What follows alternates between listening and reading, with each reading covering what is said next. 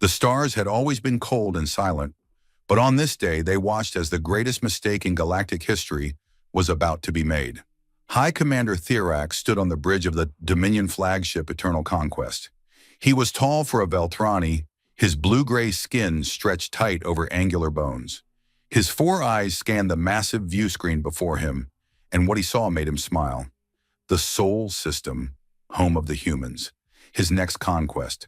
The Veltrani Dominion had ruled the outer spiral arm for 3,000 years. They had conquered 17 star systems. They had crushed rebellions, absorbed lesser species, and built an empire that stretched across 100 worlds. No one had ever stopped them. No one had ever even slowed them down. And now they had come for Earth.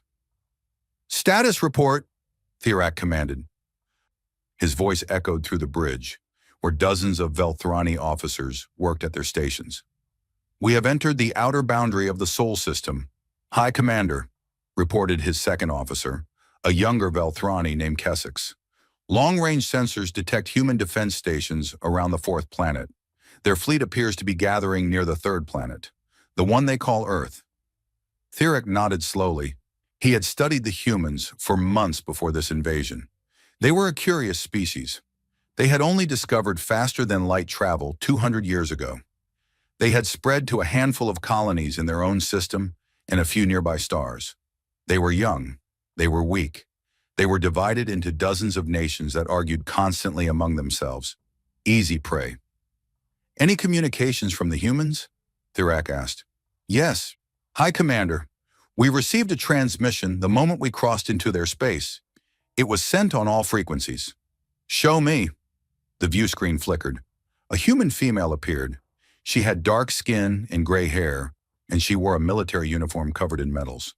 Her eyes were hard and cold, like stones at the bottom of a frozen river. "Attention, unidentified fleet," the woman said. Her voice was calm and steady. "This is Admiral Chen Wei of the United Earth Defense Council. You have entered human space without permission. We do not know your intentions, but we are willing to discuss them peacefully. However, I must make something very clear." She paused. Her eyes seemed to look directly at Thirak, even though it was just a recording. "Turn back.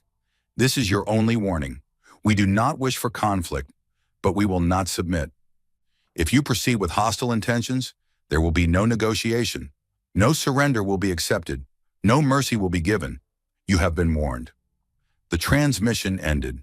The bridge was silent for a moment. Then Thirak began to laugh. It started as a low chuckle and grew into a deep, rolling laugh that filled the entire command center. His officers looked at each other nervously, then began to laugh as well. "Did you hear that?" Thirak said, wiping his eyes. "No mercy will be given. From a species that cannot even agree on a single government. From a race that has been traveling between stars for barely 2 centuries. They threaten us. The Velthrani Dominion, conquerors of 17 systems." "It is amusing, High Commander," Kessex agreed. "Shall I send a response?" "No. There is no need to waste words on prey. They will learn soon enough what happens to those who defy the Dominion." But not everyone on the bridge was laughing. In the corner, a soft blue light pulsed on a terminal. This was the interface for the Dominion's ancient artificial intelligence, a system called the Oracle. It had been created by the first Velthrani scientists over 5,000 years ago. It had advised every High Commander since the beginning of the Empire, and it had never been wrong. "High Commander," the Oracle spoke.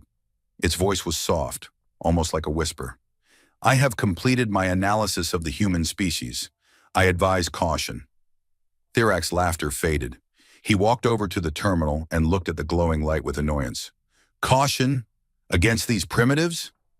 Explain yourself." "The humans are classified as a persistence-class predator species," the Oracle said. "This is a rare and dangerous designation. In the entire history of my observations, I have encountered only 3 other species with this classification. 2 of them no longer exist. The third is considered too dangerous to contact." Thirak frowned. "What does this classification mean?" "It means that humans did not evolve as ambush predators or speed predators like most intelligent species. They evolved as pursuit predators. Their ancestors did not catch prey by being faster or stronger. They caught prey by following it. for hours, for days, until the prey collapsed from exhaustion, until it could no longer run, until it simply gave up and died. That is interesting, Therek admitted, but we are not prey animals. We are the Velthrani. We have warships. We have weapons that can crack planets.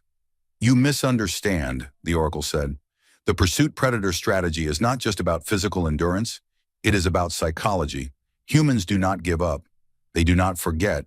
They do not stop. If you harm them, they will pursue you until one of you is destroyed. This is not a conscious choice. It is programmed into their very biology. Keswick stepped forward. High Commander, surely this is an exaggeration.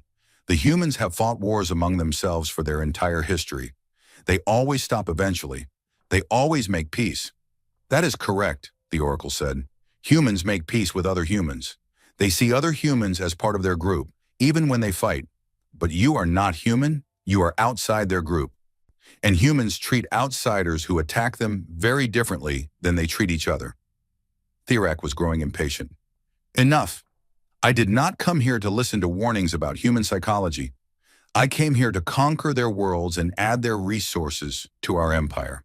That is what we will do. Then I must formally register my advice against this action, the Oracle said. The probability of long-term success against a motivated human resistance is extremely low. I recommend withdrawing from this system and seeking conquest elsewhere. Your advice is noted and rejected, Therek said coldly. We will proceed as planned. Signal the fleet. We advance on the human colonies. The Oracle's light pulsed once more, then went dark. It had given its warning. It could do no more. The Velthrani fleet moved deeper into the Sol system. There were over 300 warships, each one bristling with weapons. They moved in perfect formation, a wall of metal and fire that had never known defeat. The humans did not attack. They watched. They waited. They sent more messages, asking for talks, asking for peace. Thyrak ignored them all. On the 5th day, the fleet reached the asteroid belt between the 4th and 5th planets. Here the humans had built their largest mining colonies. Massive stations floated among the rocks, home to millions of workers and their families. Children played in zero-gravity parks. Families ate dinner together in rotating habitats. Scientists studied the stars. Workers extracted minerals that powered human civilization. Therek looked at these stations on his view screen. He saw them not as homes but as targets. High Commander, Keswick said, our scouts report that the human fleet is still gathered near Earth. They are not coming to defend these colonies. Of course not, Therek said. They are cowards. They are protecting their homeworld and abandoning their people. What are your orders? Therek considered for a moment. The smartest move would be to bypass these stations and strike directly at Earth. But he wanted to send a message. He wanted the humans to understand exactly what they were dealing with. He wanted them to feel fear before he crushed them completely. Destroy the colonies, he ordered. Keswick hesitated. All of them, High Commander. There are civilian targets. Women, children, the galactic conventions. The galactic conventions apply to civilized species, Therek interrupted. Humans have not yet earned that status. They are being offered a place in our empire, and they have refused. They must learn the cost of refusal. Destroy the colonies, all of them. Make sure the humans see it happen. The order was given. The Velthrani fleet opened fire. The asteroid stations had some defenses. Small weapons designed to break apart incoming rocks. Shield generators that could stop a meteor impact. But against 300 warships, they were nothing. The first station exploded in a ball of orange flame. Then the second. Then the third. One by one, the colonies died. Escape pods launched, but the Velthrani ships shot most of them down. A few managed to flee into the darkness, carrying witnesses who would tell the galaxy what had happened here. When it was over, 2.3 million humans were dead. Miners, scientists, teachers, children. Entire families erased in moments. The asteroid belt was filled with debris and frozen bodies floating among the rocks. Therek watched it all with satisfaction. This was how the Dominion operated. Swift, brutal, absolute. Now the humans would understand their situation. Now they would surrender and beg for mercy. He waited for the transmission, the white flag, the tearful pleas for peace. Instead, something else happened. Every screen on every ship in the Velthrani fleet flickered at the same moment. The face of Admiral Chen Wei appeared again. But she looked different now. The calm professionalism was gone. Her eyes burned with something that Theric had never seen before. Something that made his stomach feel suddenly cold. "You were warned," she said. That was all. Just 3 words. Then the screens went dark. Theric stared at the blank view screen. He waited for more. A declaration of war. A promise of revenge. Something. But there was only silence. "Hi, Commander?" Kessex asked nervously. "What does this mean?" Before Theric could answer, alarms began to sound across the bridge. Officers shouted reports over each other, their voices rising in confusion and fear. Multiple hyperspace signatures detected. Human ships emerging from behind the outer planets. They were hiding, High Commander. They were hiding and waiting. Theric rushed to the tactical display. What he saw made his 4 eyes go wide. The human fleet had not been gathered at Earth. That had been a decoy. The real fleet had been scattered throughout the system, hidden behind moons and gas giants, waiting for the Velthrani to commit. And now they were attacking.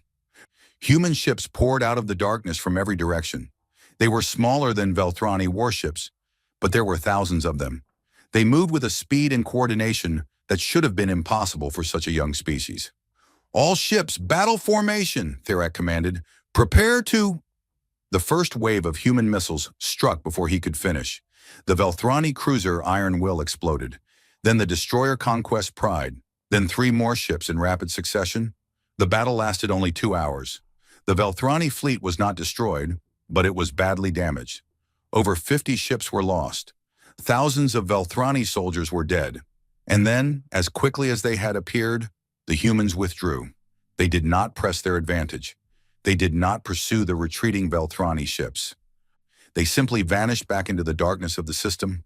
Theric stood on his damaged bridge, breathing heavily. Fires burned in several sections of the Eternal Conquest. Half of his bridge crew was dead or wounded. "What? What was that?" Kessex whispered. Blood ran from a cut on his forehead. "That was a warning," Theric said slowly. "That was them showing us what they can do. High Commander, we should retreat. We should regroup and—" "No." Theric's voice was hard. "We are the Velthrani. We do not run from primitive species. We will call for reinforcements. We will crush these humans completely. I want every ship we have sent to this system. Every soldier, every weapon. We will burn their homeworld to ash." The Oracle's terminal flickered to life. "High Commander, I must once again advise—" "Silence!" Theric screamed. He grabbed a piece of debris and threw it at the terminal. The blue light went dark. Over the next several weeks, the Velthrani reinforced their fleet. Ships came from across the Dominion. The force that had invaded Sol's system tripled in size. Theric was confident again. He had underestimated the humans once. He would not do so again. This time, he would crush them with overwhelming force. But while he was building his fleet, something else was happening. On Earth, the nations of humanity were setting aside their differences. Leaders who had argued for decades now sat together in the same room. Enemies became allies. Rivals became brothers. For the first time in human history, the entire species was unified by a single purpose. The footage of the asteroid colonies was played on every screen, on every world. People watched their fellow humans die. They watched children's bodies floating in the void of space. They watched escape pods being shot down by laughing Velthrani gunners. And something changed in humanity. Something deep and old and terrible woke up inside them. A feeling that came from millions of years of evolution. A feeling that had driven their ancestors across continents and oceans. A feeling that had made them the dominant species on their world. The need to hunt. The need to pursue. The need to destroy the thing that had hurt them. The human leaders did not talk about peace anymore. They did not talk about negotiation. They talked only about what needed to be done. Admiral Chen Wei stood before the United Earth Defense Council. Her voice was cold and steady. "They ignored our warning," she said. "They killed 2.3 million of our people, men, women, and children. They laughed as they did it. They thought we would be afraid. They thought we would surrender." She paused and looked at each leader in the room. "They were wrong. We gave them a chance for peace. We gave them every opportunity to turn back. They chose war. Now they will see what humanity is capable of. We will hunt them across every system they control. We will tear down their empire piece by piece, and when they beg for mercy, she stopped. Her eyes were like ice. We will remember that they gave no mercy to our children. The room was silent. Then one by one, every leader stood and gave their approval. The vote was unanimous. Humanity was going to war, not to defend their home, not to protect their borders, to pursue, to destroy, to make certain that the galaxy would never forget what happened to those who harmed humans. In the cold silence of space, the Velthrani fleet waited for reinforcements, confident in their coming victory. They did not understand what they had awakened, but they would learn. Yuki Tanaka was 67 years old when the colonies burned. She had served in the Earth Defense Force for 40 years. She had fought in 3 wars between human nations. She had buried friends and enemies alike. She had seen enough death to last 10 lifetimes, but she had never felt rage like this. She stood in her small apartment on Earth, watching the footage on her screen. The asteroid colonies exploding one by one, the escape pods being destroyed, the bodies of children floating in space. Her hands trembled as she watched, but not from fear. From something much older, something much darker. Her daughter had lived on Colony 7, her daughter and her husband and their 2 children, Yuki's grandchildren, a boy of 8 and a girl of 5. She had been planning to visit them next month. She had already bought presents for the children. Now they were gone. Frozen corpses drifting among the asteroids, killed by creatures who saw them as nothing more than targets in a demonstration of power. Yuki's phone rang. She answered it without looking away from the screen. Admiral Tanaka. The voice belonged to General Morrison, the head of Earth's military forces. I know this is a difficult time. I know what you have lost, but I need you. What do you need, General? The Council has voted for total war. We are building a fleet unlike anything humanity has ever created. We are going to pursue the Velthrani out of our system and across the galaxy if necessary. We are going to make them pay for what they did. Yuki said nothing. She watched the footage loop again. Colony 7 exploding. Her daughter's home becoming a ball of fire. I want you to command the fleet, Morrison said. You have more combat experience than anyone else. You know how to fight a long campaign, and you have, he paused, you have reason to see this through to the end. Yes, Yuki said quietly.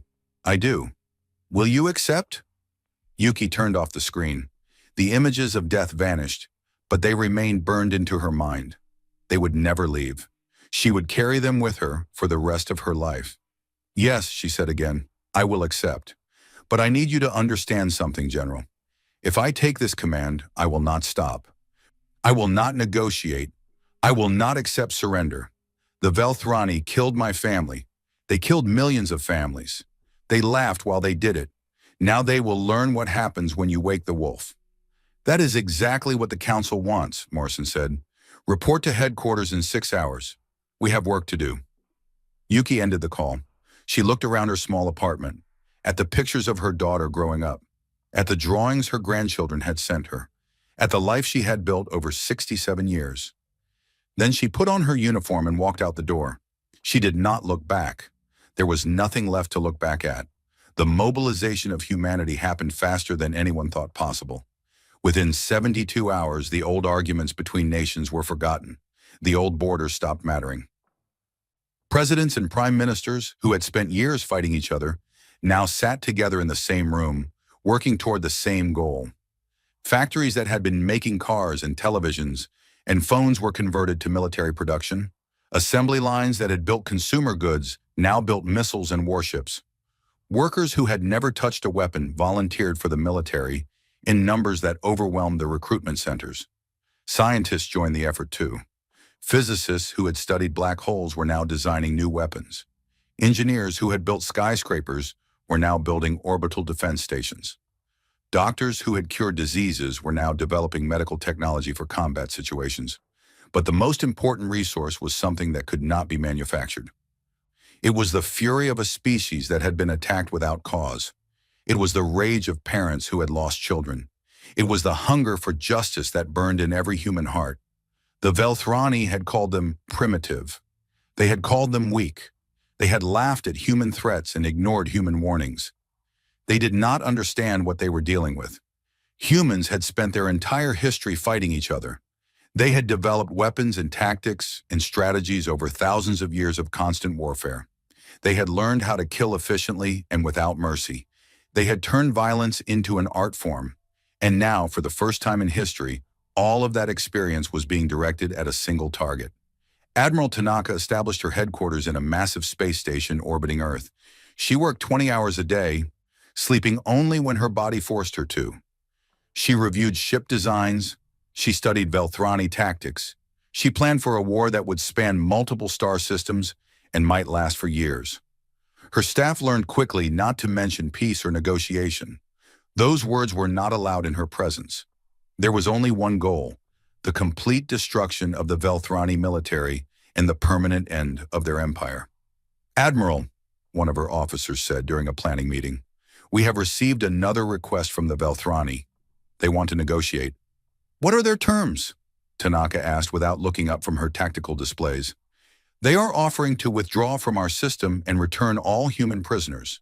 In exchange, they want a treaty guaranteeing that we will not pursue them beyond our borders." "Rejected," the officer hesitated. "Admiral, shouldn't we at least consider—" Tanaka looked up. Her eyes were cold and hard. "Lieutenant, how many children were on Colony 7 when it was destroyed?" The officer swallowed. "Approximately 180,000, Admiral. 180,000 children, dead, because the Velthrani wanted to make a point, and now they want to negotiate?" Tanaka shook her head.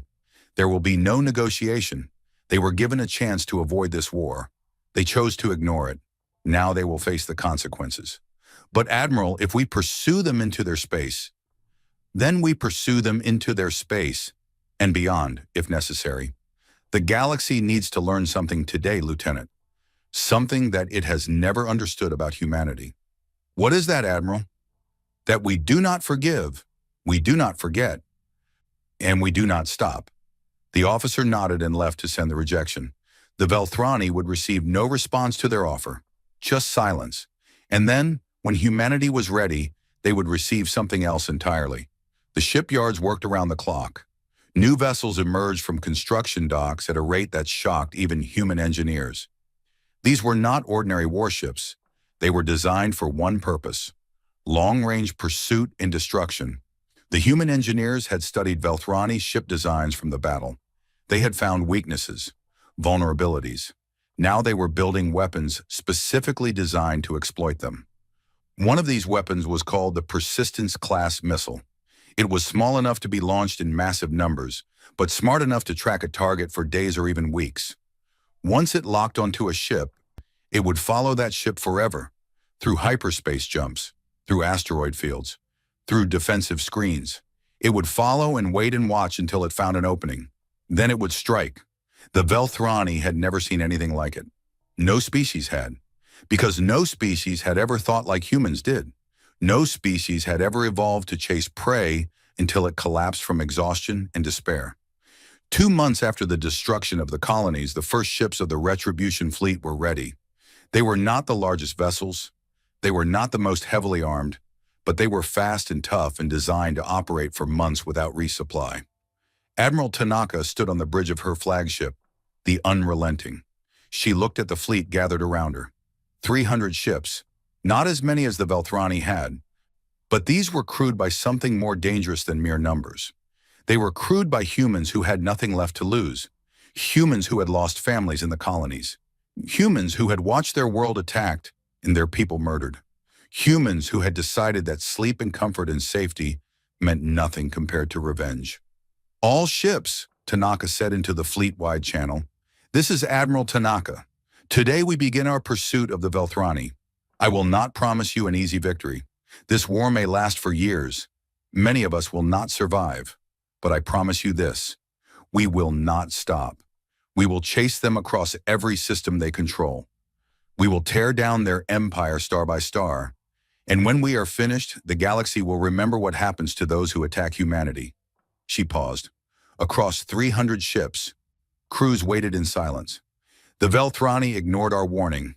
Now they will learn what that means. All ships prepare for hyperspace jump. We are going hunting. The fleet vanished into hyperspace. Behind them, Earth continued its transformation into a war machine. More ships, more weapons, more soldiers. An endless stream of resources flowing toward a single purpose. On the Velthrani flagship, High Commander Thirak received the news that the humans had rejected his peace offer. He was not surprised. He was not worried. His fleet had been reinforced. He now had over 1,000 warships. The humans could not possibly stand against such force. Let them come, he told his officers. We will crush them here in their own system. Then we will take their homeworld and add their species to our slaves. The Oracle's terminal flickered briefly, but Thirak ignored it. He was done listening to warnings about humans. He had seen them fight. They were fierce, yes. Determined, certainly. But they were still just one species against the greatest empire in the galaxy. What could they possibly do? The answer came 3 weeks later. The Velthrani fleet had established a defensive position near the outer planets of the Sol system. They had mined the approach routes. They had set up sensor networks. They had prepared for a direct assault. The humans did not give them a direct assault. Instead, they came in small groups. Hit-and-run attacks. A few ships would appear, fire missiles at a Velthrani position, then vanish back into hyperspace before the Velthrani could respond. It happened once, then twice, then a dozen times, then 100. The Velthrani could not predict where the next attack would come from. They could not sleep without being awakened by alarms. They could not relax for a single moment. The constant pressure began to wear on them. This is madness, Keswick said to Thirak after yet another sleepless night. They are not trying to win. They are just attacking, constantly, without end. They are trying to tire us out, Thirak said. It is a primitive tactic. It will not work. But it was working. The Velthrani soldiers were exhausted. Their ships were running low on ammunition from constantly responding to threats. Their morale was crumbling. And then, finally, the main human fleet appeared. They came out of hyperspace on the far side of the system from where the Velthrani expected them. They had spent 3 weeks studying Velthrani patrol patterns, learning their blind spots. Now they exploited every weakness they had found. The battle lasted 2 days. The Velthrani had more ships, but the humans had something else. They had rage. They had determination. They had the knowledge that every Velthrani vessel they destroyed was one less vessel that could hurt human colonies. And they had Admiral Tanaka. She commanded from the bridge of the Unrelenting, her voice calm and steady, even as chaos erupted around her. She moved her ships like pieces on a chessboard, always one step ahead of the Velthrani commanders.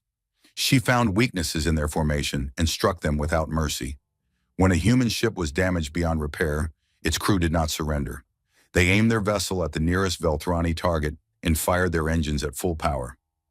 Kamikaze attacks that took enemy ships with them. The Velthrani could not understand it. What kind of species would choose death over capture? The answer was simple: a species that would never stop hunting its prey. By the end of the second day, the Velthrani fleet was broken. Over 400 of their ships were destroyed. The rest fled into hyperspace, retreating to the borders of their empire. Thirak stood on his damaged bridge, surrounded by the bodies of his dead officers. His flagship had barely survived. His fleet was in ruins. His confidence was shattered. "High Commander," a communications officer said weakly, "we are receiving a transmission from the human flagship." "Show me." Admiral Tanaka's face appeared on the screen. She looked tired but satisfied. Behind her, Thirak could see human officers celebrating their victory. "High Commander Thirak," Tanaka said, "your fleet has been defeated. You have been driven from our system. According to your own traditions, this war should be over." Thirak felt a small spark of hope. Perhaps the humans would be satisfied with this victory. Perhaps they would accept a treaty now. "We are willing to discuss terms," he said carefully. "There has been enough death on both sides." Tanaka smiled. It was not a friendly smile. It was the smile of a predator watching its prey begin to tire. "I did not contact you to discuss peace," she said. "I contacted you to deliver a message. Look at your sensors. Look at what is happening behind your fleet." Thirak turned to his tactical display. What he saw made his blood run cold. Human ships were emerging from hyperspace behind the retreating Velthrani fleet, not attacking, just following. Dozens of them keeping perfect pace with the Velthrani vessels. "Those ships will follow you," Tanaka said. "Wherever you go, however far you run, they will be behind you, watching, waiting. And when our main fleet has finished resupplying, we will join them. We will chase you to the heart of your empire and beyond." "This is insanity," Thyrax sputtered. "No species pursues their enemy into their own territory. You have won. Take your victory and be satisfied." "We warned you," Tanaka said. "We asked you to turn back. We gave you every chance to avoid this. You ignored us. You killed 2.3 million of our people. You killed my daughter, my grandchildren." Her voice remained steady, but her eyes burned with cold fire. "Did you think we would simply stop when you ran away? Did you think we would let you escape to threaten us again? What do you want?" Thirak demanded. "Reparations? Territory? Name your price and we will pay it." "There is no price," Tanaka said. "There is nothing you can offer us. You made your choice when you ignored our warning. Now you will live with the consequences. Or more accurately, you will die with them." "Please," Thirak said. He had never begged before in his life. "Please, end this. My people do not deserve this." Tanaka leaned forward. Her face filled the screen. "Neither did mine." The transmission ended. Thirak stood alone on his ruined bridge, staring at the blank screen. Behind his fleeing fleet, human ships followed like wolves trailing wounded prey. The war was not over. It had barely begun, and humanity would not stop until it was finished. The Velthrani Empire had never known fear. For 3,000 years they had been the hunters. They had conquered species after species, adding world after world to their dominion. They had built the greatest military force in the galaxy. They had believed themselves invincible. Now they were running. High Commander Thirak sat in his damaged quarters aboard the Eternal Conquest, staring at a tactical map of Velthrani space. Red dots marked every system under his empire's control. Blue dots marked the advancing human fleet. The blue dots were getting closer every day. It had been 4 months since the Battle of Sol. 4 months since the humans had broken his fleet and driven him from their system. 4 months since he had expected the war to end. It had not ended. It had only grown worse. The humans did exactly what Admiral Tanaka had promised. They pursued. They followed the retreating Velthrani fleet across 3 star systems, never attacking in force, but never falling back either. They were always there, always watching, always waiting. Thirak had tried to lose them. He had made sudden course changes. He had split his fleet into smaller groups. He had even tried hiding in an asteroid field for 2 weeks. Nothing worked. Somehow the humans always found him. Somehow they always caught up. "It is impossible," Thirak muttered to himself. "They are a young species. They should not be able to do this. They should not have the resources or the technology or the will." But they did, and Thirak was beginning to understand why. The Oracle had tried to tell him. It had warned him about persistence predators. It had explained that humans did not need to be faster or stronger than their prey. They only needed to never stop. Thirak had laughed at the warning. He was not laughing now. A knock at his door pulled him from his thoughts. He straightened his uniform and called for the visitor to enter. It was Kessex, his second officer. The younger Velthrani looked exhausted. His blue-gray skin had taken on a sickly pale tone. His 4 eyes were bloodshot from lack of sleep. "High Commander," Kessex said, "I have the latest intelligence report. Tell me, the human fleet is 3 days behind us. They have been reinforced again. We estimate they now have over 500 ships." Thirak closed his eyes. When this war started, the humans had barely 300 vessels. Now they had more than him. How was that possible? How could they build so many ships so quickly? "There is more," Kessex continued reluctantly. "We have received reports from the outer systems. Human raiding parties have been attacking our supply convoys. They are using small, fast ships to hit our supply lines and then disappear before we can respond. They are starving us," Thirak realized. "They are cutting off our supplies while they chase us toward our core worlds." "Yes, High Commander. At our current rate of consumption, we will run out of fuel and ammunition within 6 months, unless we can resupply at Nexus Prime." Nexus Prime. the largest military base in the Velthrani Empire. It was heavily fortified, well supplied, and defended by 300 warships. If Thirak could reach it, he could combine his fleet with the garrison and make a stand. "How long until we reach Nexus Prime?" he asked. 8 weeks at our current speed." "And the humans?" Kessex hesitated. "They will arrive approximately 2 days after we do. Perhaps sooner if they push their engines." Thirak nodded slowly. It would be close, very close. But what choice did he have? He could not run forever.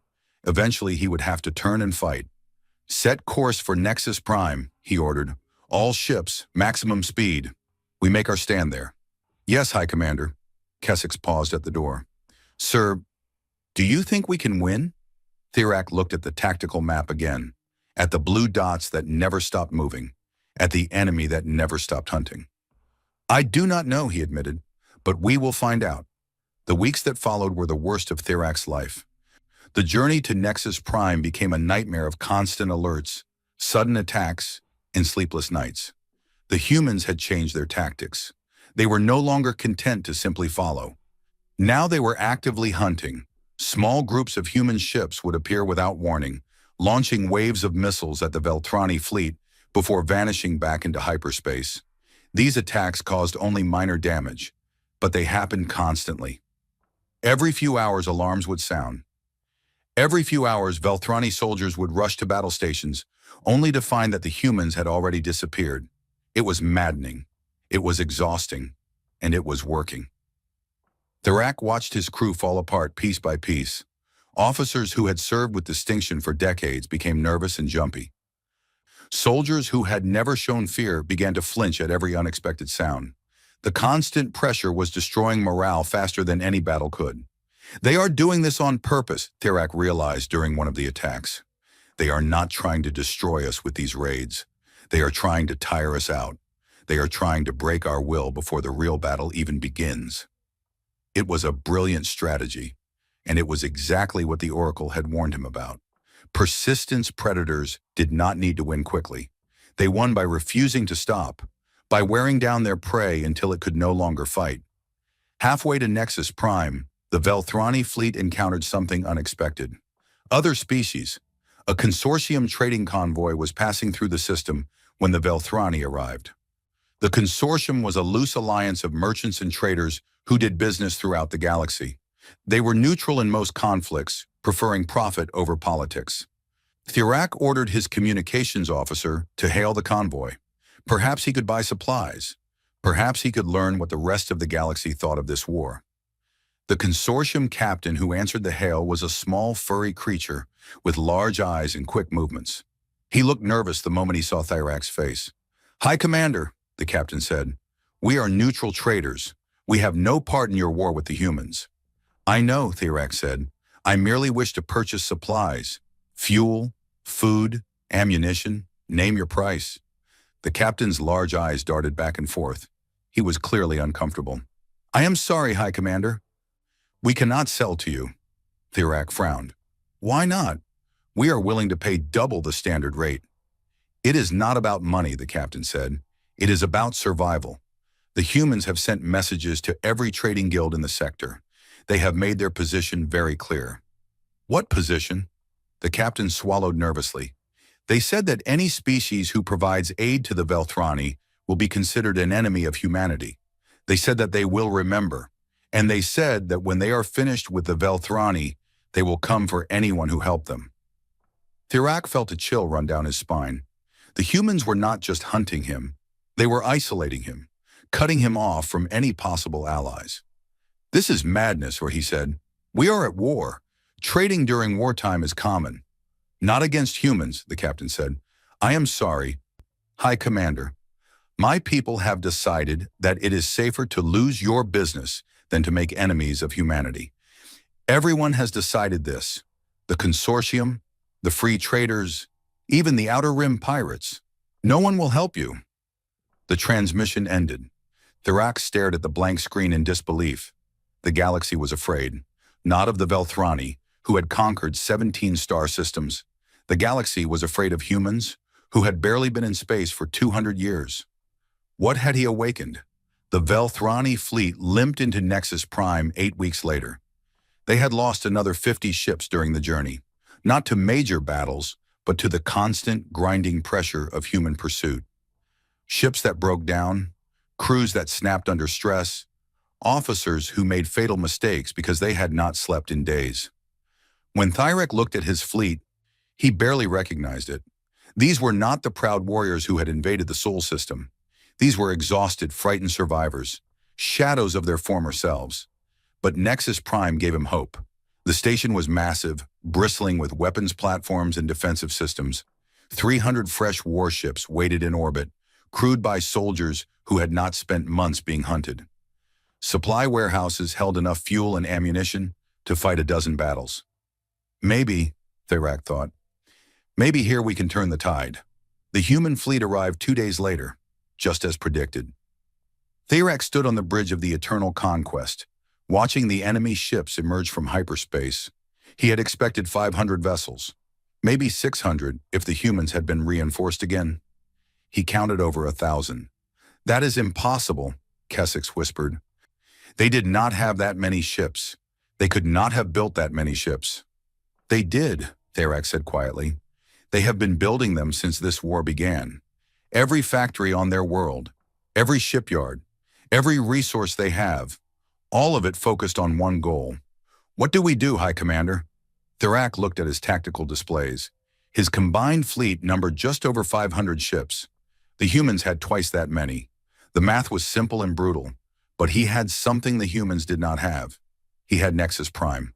The station's weapons could destroy dozens of ships before they got close. Its shields could withstand almost any bombardment.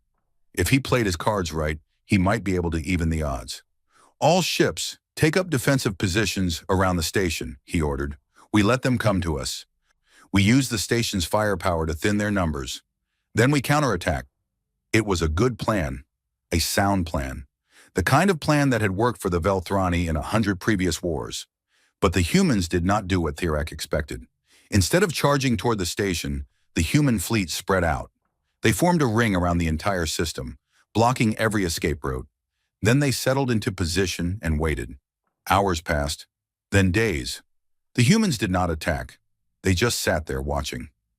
What are they doing? Kessex asked nervously. They are waiting for us to come out, Thyrek said. They want us to leave the protection of the station. We will not do that. We will stay here where we are safe. Will we? Thyrek gestured at the supply reports on his console. Nexus Prime has enough supplies for 6 months, maybe a year if we ration carefully. But the humans do not need to attack. They can simply wait. They can sit out there for as long as it takes. Can you do the same, Kessex? Can our soldiers sit here for months, watching the enemy circle, waiting for the blow that will eventually fall? Kessex did not answer. He did not need to. They both knew the truth. The Velthrani were not built for waiting. They were conquerors, warriors. They needed action, victory, glory. Making them sit and wait while the enemy prowled outside was torture. On the 5th day, Thyrek received a transmission from Admiral Tanaka.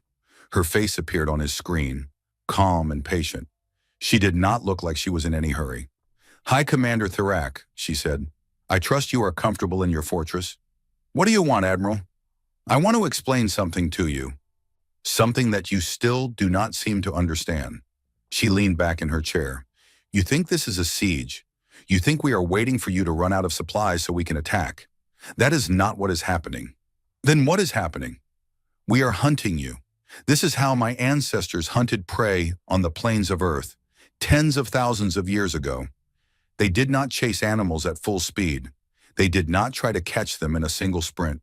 They simply followed, hour after hour, day after day. They let the prey tire itself out. They let it panic and make mistakes. They let it run until it could not run anymore. Tanaka smiled her cold smile. You cannot run anymore, High Commander. You are trapped, and now we will wait. We will wait until your soldiers lose their minds from boredom and fear. We will wait until your officers start fighting among themselves. We will wait until your entire fleet tears itself apart from the inside.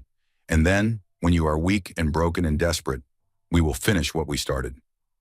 This is not war, Thyrek growled. This is cruelty. No, Tanaka said softly. This is humanity. You wanted to see what we were capable of. Now you are seeing it. And before this is over, you will wish we had simply killed you quickly. The transmission ended. Thirac stared at the screen for a long time. Around him, his officers shifted nervously. They had heard every word. They knew what was coming. The siege of Nexus Prime had begun, and humanity would wait as long as it took. 3 weeks later, the first Velthrani officers began to break. Arguments erupted on the bridge. Fights broke out in the barracks. One captain tried to flee the system on his own and was immediately destroyed by the human blockade. The fear spread like a disease. Velthrani soldiers who had never known defeat were now facing something worse than defeat. They were facing an enemy who would not even give them the dignity of a battle, an enemy who simply waited and watched while they fell apart. Thirac tried to hold his fleet together. He gave speeches about honor and duty. He punished troublemakers harshly. He rationed supplies and enforced discipline. But nothing worked. Every day the fleet grew weaker. Every day the humans grew stronger as new ships arrived to reinforce them. And every night Thirac dreamed of Admiral Tanaka's cold smile. The humans were right. This was not a siege. This was a hunt. And the prey was already dying. It just did not know it yet. 2 years had passed since the destruction of the human colonies.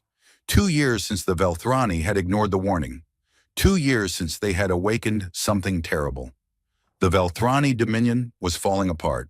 High Commander Thirac stood in the war room of Nexus Prime, surrounded by holographic displays showing the state of his empire. Red warning lights flashed across every screen, every system, every world. It was all collapsing.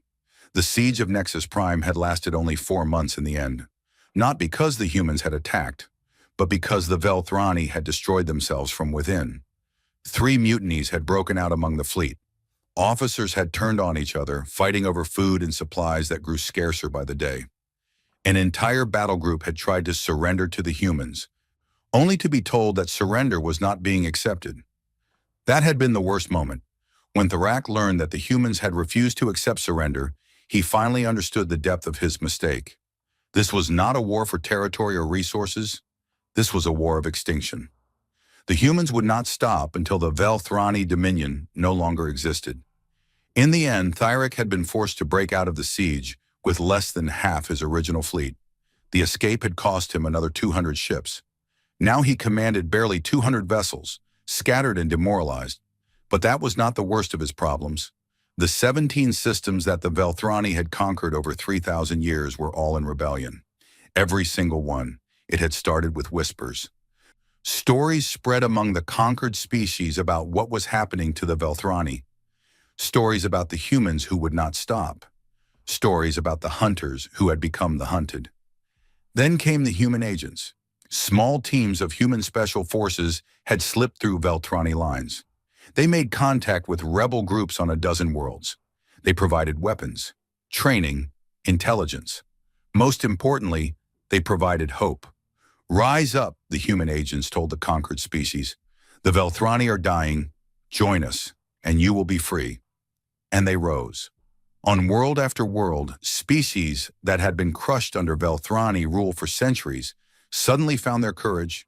They attacked military bases. They sabotaged supply depots. They assassinated Velthrani governors. The Dominion's infrastructure was crumbling. Supply lines that had functioned for 1,000 years were now unreliable. Communications networks were being destroyed faster than they could be repaired. Velthrani soldiers were being killed by rebels they had once ruled without fear. High Commander, a communications officer said nervously, we are receiving reports from the 7th Fleet. They have been ambushed by human raiders in the Korath system. They are requesting reinforcements. What reinforcements? Thirac snapped. There are no reinforcements. Tell them to fight or flee. Those are their only options. It was the same answer he gave to every request, because the truth was simple and brutal. The Velthrani had no reserves left. Every ship was committed. Every soldier was fighting, and it was not enough. Thirac looked at the holographic map of his empire. 2 years ago, it had shown 17 systems under Velthrani control. Now only 5 remained. The outer systems had fallen to rebellion. The inner systems were under constant human attack. The empire that had lasted 3,000 years was dying. "High Commander," another officer said, "the Council is waiting for your report." Thyrak closed his eyes. He did not want to face the Council. He did not want to explain how everything had gone wrong, but he had no choice. "I will be there shortly," he said. The Velthrani ruling council met in a secure chamber deep within Nexus Prime. There were 12 members, each representing a powerful faction within the Empire. They had ruled together for centuries, making decisions that affected billions of lives. Now they looked like frightened children. "Tell us the truth, High Commander," said Councillor Vithik, the oldest member of the council. His blue-gray skin was wrinkled and pale. His 4 eyes were filled with fear. "Can we win this war?" Thyrak stood before them, feeling their eyes on him. He had given many reports to this council over the years. He had delivered news of victory after victory. He had never delivered news like this. "No," he said simply, "we cannot win." The council erupted in shouting. Some demanded explanations.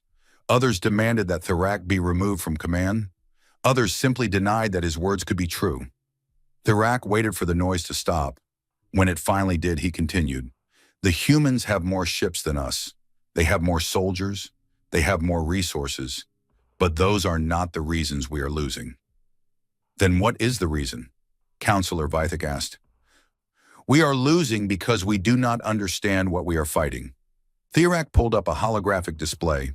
It showed the human fleet, spread across multiple systems. "Look at them. They have been chasing us for 2 years. Their ships are held together with improvised repairs. Their crews have been living in cramped conditions for months at a time. By every logical measure, they should have gone home long ago." "Why haven't they?" another counselor asked. "Because they cannot. Because stopping is not something they are capable of doing. The humans are persistence predators. This is not a military strategy. It is biology. It is evolution. They will pursue us until one of us is destroyed, and they are incapable of being the ones who are destroyed." "Then we must negotiate," Councillor Vithik said. "We must offer them something they want." "I have tried," Thyrak said. "I have sent diplomats. They were turned away without a meeting. I have offered reparations. The humans did not respond. I have released all human prisoners as a gesture of goodwill. The humans sent a message thanking me for returning their soldiers to the fight." The council fell silent. The reality of their situation was finally sinking in. "There must be something," Councillor Vithik said weakly. "There must be some way to end this." Thyrak thought of Admiral Tanaka's cold eyes. He thought of the warning that had been given and ignored. He thought of the 2.3 million human civilians who had died because he had wanted to send a message. "There was a way," he said quietly. 2 years ago, before a single shot was fired, the humans asked us to turn back. They warned us what would happen if we proceeded. We laughed at them. We called them primitives. We killed their children." He looked at each counselor in turn. "There is no way to end this now. There is only the end, and it is coming." The council session continued for hours, but nothing useful came from it. Plans were proposed and rejected. Strategies were debated and discarded. In the end, everyone knew the truth. There was nothing they could do except wait for the end. But word of the council's despair spread quickly. Within days, the remaining Velthrani fleet knew that their leaders had given up hope. Morale, already shattered, collapsed completely. Ships began to desert. Captains took their vessels and fled toward the edges of the galaxy, hoping to escape the human pursuit. Most were caught. A few managed to disappear into uncharted space, never to be seen again. The conquered species, sensing the weakness of their masters, increased their rebellions. Velthrani military bases that had stood for centuries were overrun by former slaves. Velthrani soldiers were captured, put on trial for their crimes, and executed. The galaxy watched in stunned silence. Ambassador Krelix of the Confederation of Aligned Worlds traveled to Earth to speak with the human government. The Confederation was a group of peaceful species who preferred diplomacy to warfare. They had stayed neutral in the conflict, but they were becoming alarmed at its scale. "You must stop this," Krelix said to the human leaders. "The Velthrani are defeated. They no longer pose any threat to you.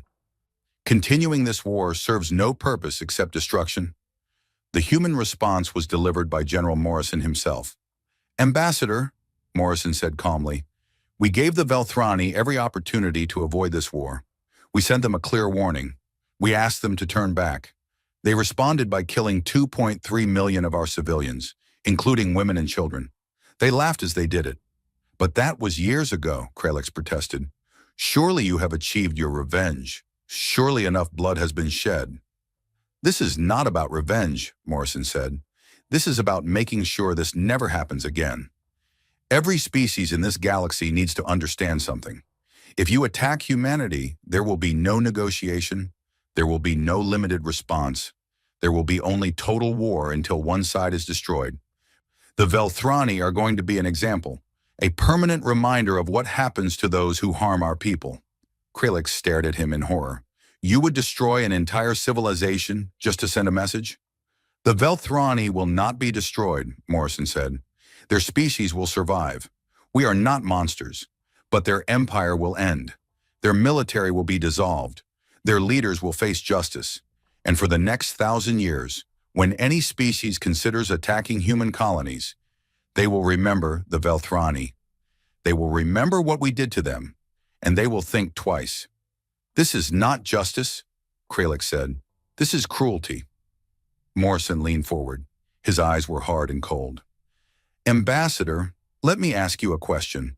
How many times have the Velthrani invaded your space? How many times have they threatened your people? How many species have they conquered and enslaved over the past 3,000 years? Kralix did not answer. The Confederation had been careful to avoid the Velthrani, knowing they could not win a war against them. You never stopped them because you could not, Morrison said. You let them terrorize the galaxy because you had no choice. Well, we have a choice. We have the power to end their empire forever, and we are going to use it. When we are finished, no species will ever have to fear the Velthrani again. Is that not a good thing? Is that not worth the cost? Kralix left Earth without a treaty. He reported back to the Confederation that humanity could not be reasoned with. The war would continue until the Velthrani were completely defeated. The Confederation debated what to do. Some members wanted to support the Velthrani. Others wanted to join the humans. In the end, they decided to do nothing. It was safer to watch and wait. But privately, many Confederation members were relieved. The Velthrani had threatened them for millennia. Now finally, someone was doing what they had never had the courage to do. Someone was ending the threat forever. They would never admit it, but they were grateful to the humans. On Nexus Prime, High Commander Thirak received one final visitor. She came alone in a small shuttle that slipped through the remaining Velthrani defenses without being detected. She was not a diplomat or a soldier. She was something else entirely. Her name was Executor Jean, and she represented a faction within the human government that did not officially exist. Her job was to offer deals that could never be discussed publicly. Thirak met her in his private quarters. He was alone. He had sent away his guards, knowing that this meeting could not have witnesses. High Commander, John said. She was a small woman with short gray hair and eyes that revealed nothing. Thank you for seeing me. Why are you here? To offer you a chance to save your species. Thirak laughed bitterly. The humans have already made clear that surrender is not accepted. Formal surrender, no. But there are other ways. Jean sat down across from him. The human government wants this war to end. We are winning, but victory is still years away. We would prefer a faster resolution. What are you proposing? Simple. You turn over every member of the ruling council. You turn over yourself. You order your remaining military forces to stand down. In exchange, the Velthrani species will be allowed to survive. Your worlds will be occupied, yes. Your military will be dissolved, but there will be no genocide, no mass executions. And the council members? They will face trial for their crimes against humanity. The outcome of those trials is not guaranteed, but it is better than watching your entire species destroyed. Thirak considered the offer. A part of him wanted to refuse. A part of him still believed in Velthrani pride, Velthrani honor, Velthrani glory. But that part was very small now. 2 years of war had crushed it almost completely. If I accept, he said slowly, my name will be remembered as the commander who surrendered. The commander who ended 3,000 years of Velthrani power. Yes, John said simply. It will be, but your species will still exist to remember it. That is more than many conquered species can say. You are asking me to betray everything I have ever believed in. I am asking you to save your people. John stood up. The offer expires in 1 week. If you refuse, we will continue the war until there is nothing left to save. The choice is yours, High Commander. She left. Thirak sat alone in the darkness, thinking about everything he had done, everything he had failed to do, everything that had led to this moment. He thought about the warning the humans had given. He thought about how he had laughed at it. He was not laughing anymore. In the end, he made the only choice that would let him sleep at night. It was not a brave choice. It was not an honorable choice. But it was the right choice. He contacted Executor John and accepted her terms. The Velthrani Council members were arrested and transported to human space. The remaining Velthrani military forces were ordered to stand down. The war was not over, but the end was finally in sight. When Admiral Tanaka received the news, she nodded once and said nothing. She had known this moment would come. She had worked toward it for 2 years, but there was no joy in her heart, only a cold, empty satisfaction. Her daughter was still dead. Her grandchildren were still gone. No victory, no matter how complete, could bring them back. All she could do was make sure their deaths meant something, make sure the galaxy would remember, and they would remember, for 1,000 years and beyond. The final battle of the Velthrani War took place above Velthra Prime, the homeworld of the Velthrani species. It was a beautiful planet, covered in vast purple forests and silver oceans. For 3,000 years it had been the heart of the greatest empire in the galaxy. Now it was about to become a symbol of that empire's end. Admiral Yuki Tanaka stood on the bridge of her flagship, the Unrelenting, watching the human armada emerge from hyperspace. Around her, officers worked at their stations with quiet efficiency. 2 years of war had turned them into veterans. 2 years of pursuit had forged them into something harder than steel. Admiral, her communications officer said, all ships have arrived. The fleet is assembled. Tanaka nodded. She looked at the tactical display, counting the ships under her command. There were over 2,000 of them. When this war had started, humanity had fewer than 300 warships. Now they had built an armada that dwarfed anything the galaxy had ever seen. Every shipyard on Earth in the colonies had worked around the clock. Every factory had contributed. Every citizen had sacrificed. This was what humanity could accomplish when it was truly motivated. This was what happened when you gave them a reason to fight. On the other side of the system, the Velthrani defensive fleet waited. There were only 300 ships left, the last remnants of what had once been the most powerful military in the galaxy. Most were damaged. All were undermanned. Their crews had not slept properly in months. High Commander Thirak had kept his word. He had ordered his forces to stand down. But not everyone had obeyed.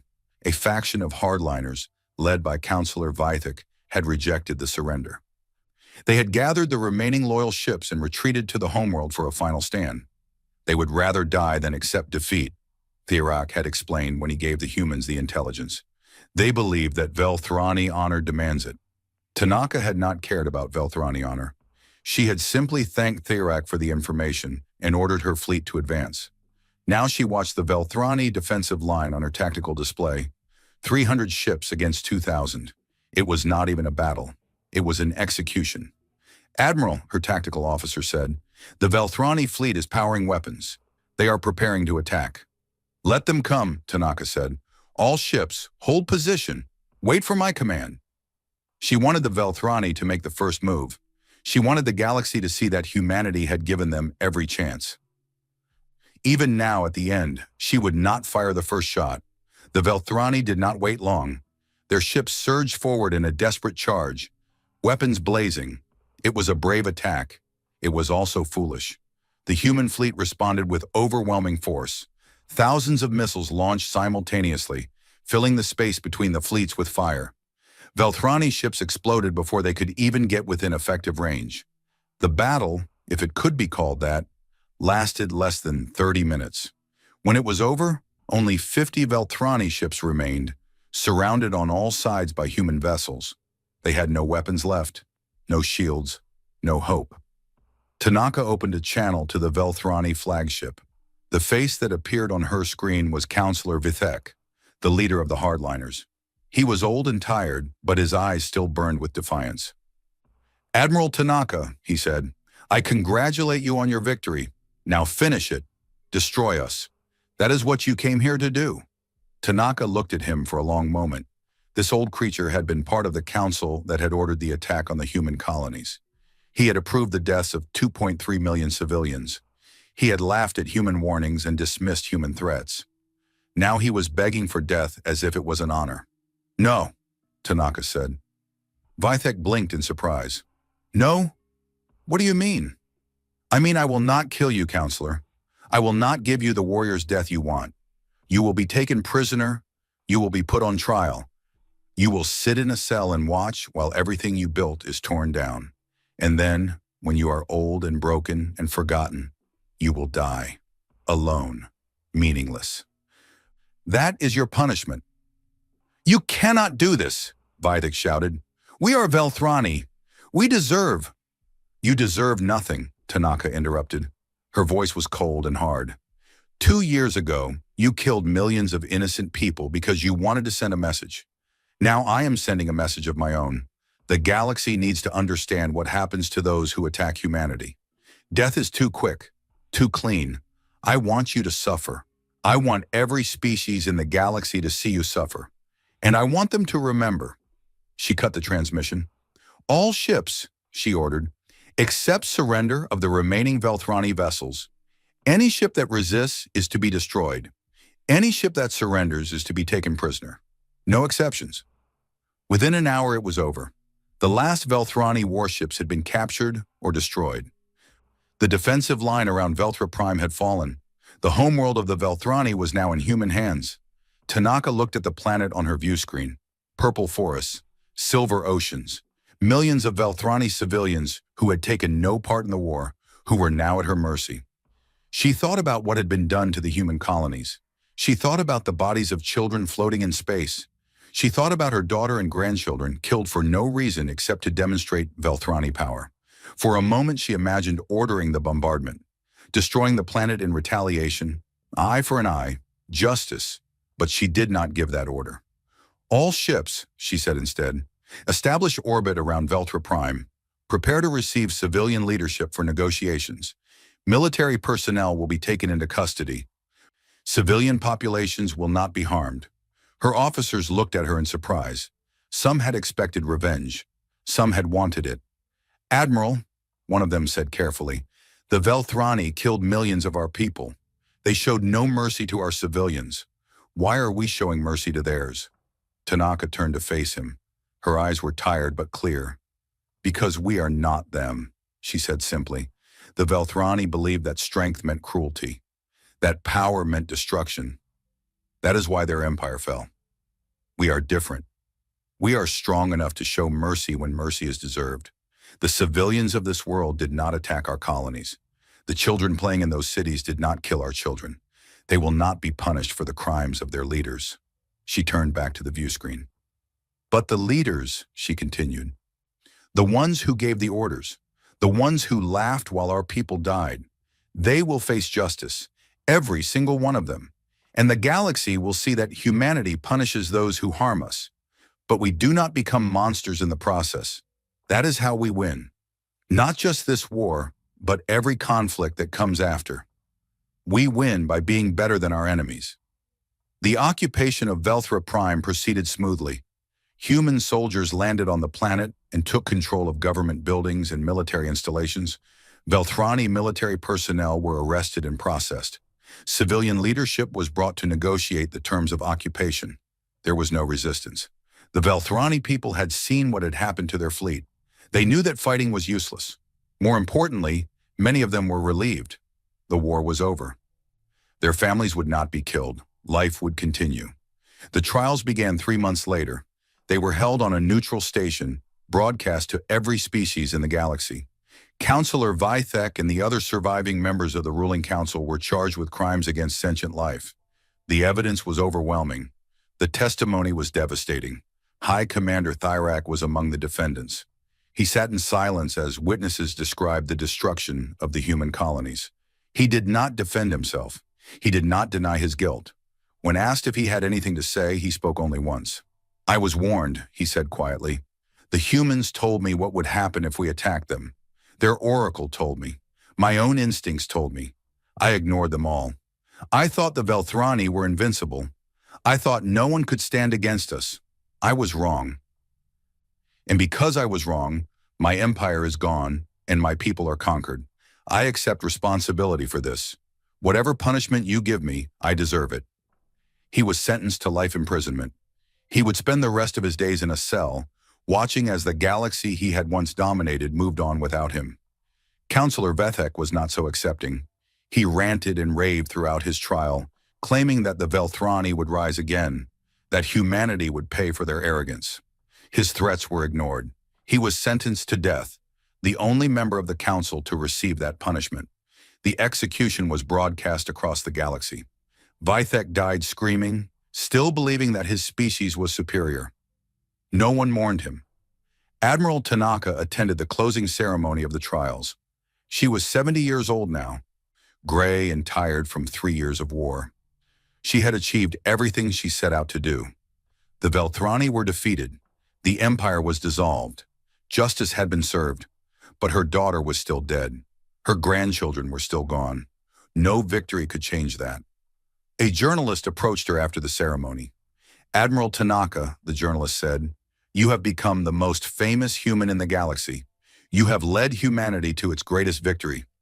What do you have to say to the species who are watching this broadcast?" Tanaka thought for a long moment before answering. 3 years ago, we sent a warning to the Velthrani," she said. "We told them to turn back. We told them that we did not want war, but we would not accept submission. We told them that if they proceeded, there would be no mercy given. They ignored us."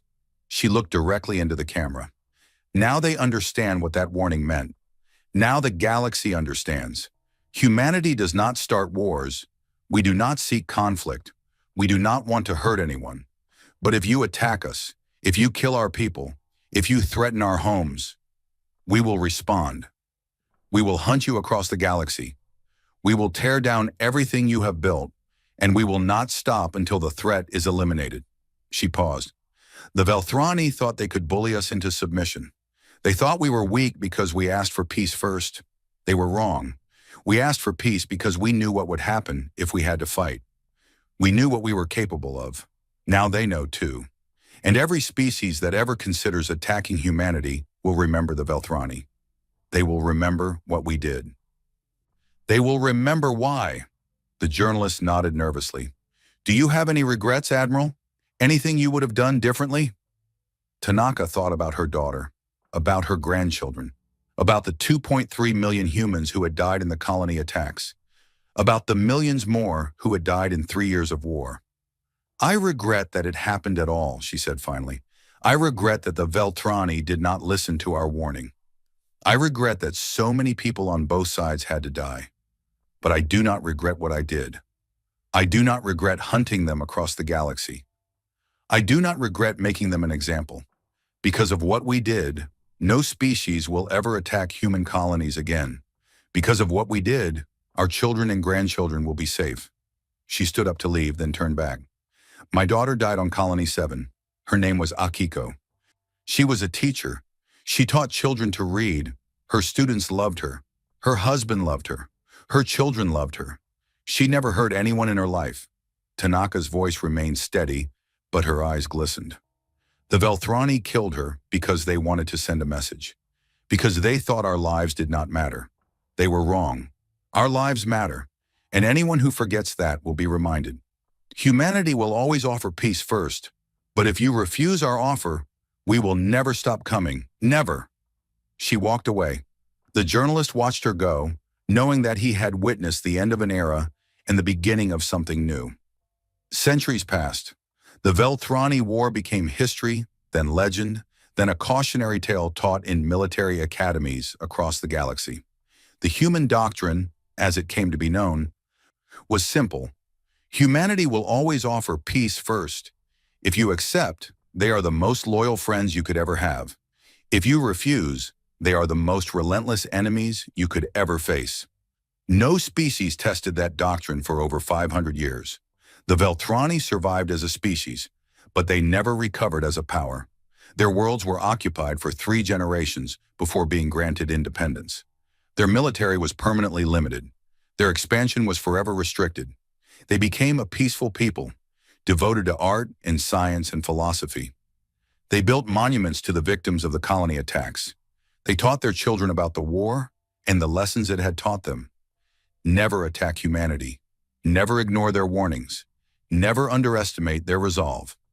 Admiral Yuki Tanaka died at the age of 92, surrounded by family and friends. She had never remarried after losing her daughter. She had never stopped mourning, but she had lived long enough to see her work completed. She had lived long enough to know that humanity was safe. Her last words, according to those who were present, were spoken to a great-grandniece who had asked what she wanted to be remembered for. "Tell them I was a mother," Tanaka said, "a grandmother, a woman who loved her family. Tell them I only became a warrior because I had no choice. Tell them that I hope no one ever has to make the choice I made." She closed her eyes and was gone.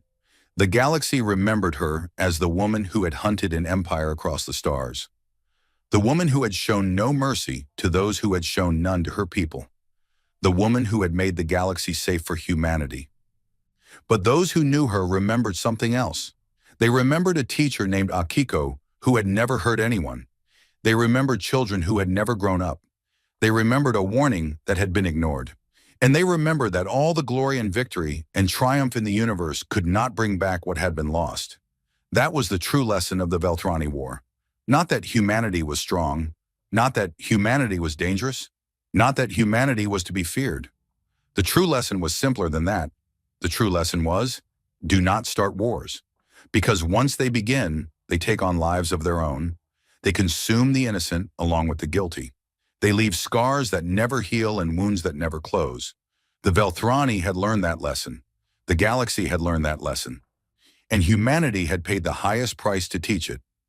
But the lesson had been taught, and it would never be forgotten.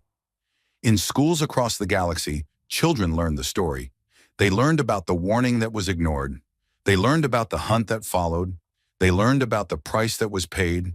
And when they asked their teachers what the most important part of the story was, the teachers always gave the same answer. The warning, they said. The humans gave a warning before a single shot was fired. They offered peace. They asked for peace. They begged for peace. And the Veltrani said no. That is the most important part. That is what you must remember. When humans offer you peace, you accept it. Because if you refuse, you will discover what they are capable of. And by then, it will be too late. The children would nod and write it down in their notes. And across the galaxy, in the silence of space, humanity continued to build, to grow, to thrive. They had proven themselves. They had shown the galaxy what they could do. Now they could finally rest. But they kept their ships ready. They kept their soldiers trained. They kept their eyes on the stars, because they knew the truth. Peace was precious. Peace was fragile. Peace had to be defended. And if anyone ever threatened it again, humanity would be ready. They would always be ready. They were humanity, and they never stopped.